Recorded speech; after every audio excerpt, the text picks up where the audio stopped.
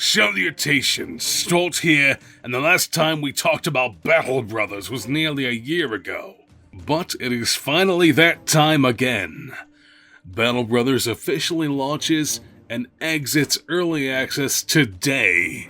Or if you're watching this in the future and it already launched, shut up.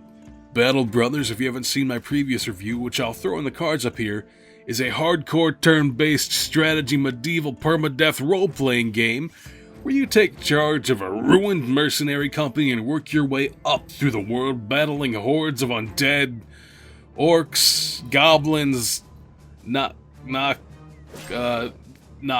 ghouls, and of course other humans, both brigand and noble, to restore the great name of your company and eventually repel whatever great evil eventually descends on your land. Alright, quick synopsis out of the way. These guys have really blown me away over the past year, watching all the progress that they've made in redesigning their game and adding new features.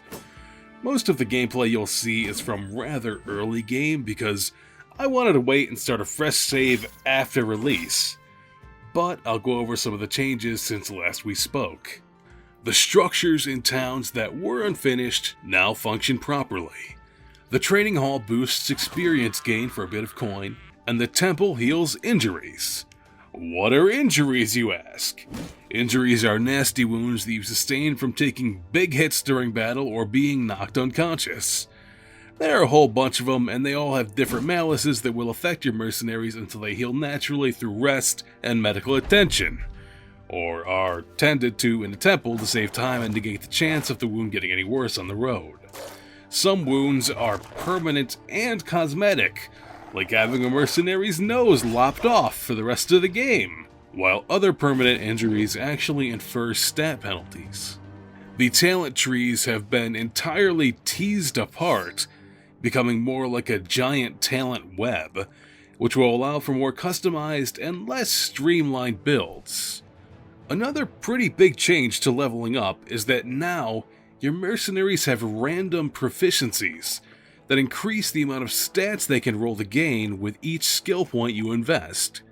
Ghouls have been reworked into the more dangerous Nachzera, which consume corpses, regenerating health, and growing much more powerful with each tasty morsel. Also reworked were the skeletons, who are now called the Ancient Dead, and wield bronze weapons and armor from antiquity, which, while completely usable by modern humans, tends to be more fragile than the standard fare. Quests, which while originally were merely avenues to wealth and reputation, now also provide benefits by temporarily changing settlements' demeanor, stock, and reputation. This was a welcome change as it makes the world feel more dynamic, with villages actually being menaced by the monsters lurking just beyond their borders. One of the biggest issues I always felt the game had was that there was no real finish line. The developers felt this as well, and that is why they have added world-ending situations wherein the Ancient Dead or the Greenskins invade and try to take over the map, conquering and destroying all the cities in their wake. Not to be outdone, of course, nobles claim the third conflict and declare war on each other, forcing you to choose a side while the continent is being torn apart. If you manage to get through any of these threats, or really any time you want to, you can retire your company, finishing the game and triggering one of 5 different endings. How well your mercenaries fare without you is entirely dependent on how successful and renowned your company had become through your travels.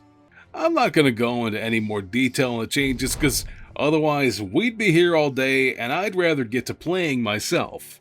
So, I'll just mention that there are a few more awesome music tracks by Breakdown Epiphanies. The hard level cap was replaced by a soft cap, which means that you stop gaining perks at level 10 but you keep gaining skill points. You can finally go full bandit and kill caravans now, and there are a whole bunch of other changes and reworks. I list them all off on paper, but it's just too long to read in a timely manner. Oh, I'd play this, but I can't get into commanding a warband of Kinder Surprise eggs. Hey, don't be like this guy, I'm just playing Julian, who can't handle the unique art style. These are the most brutal Kinder Surprise eggs you'll ever see, and probably one of the most immersive strategy games on the market.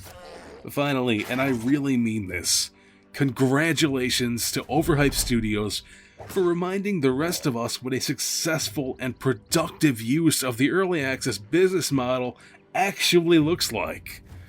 I look forward to seeing what you guys have planned next. Anyway, as always, thanks for watching and stick around for more content.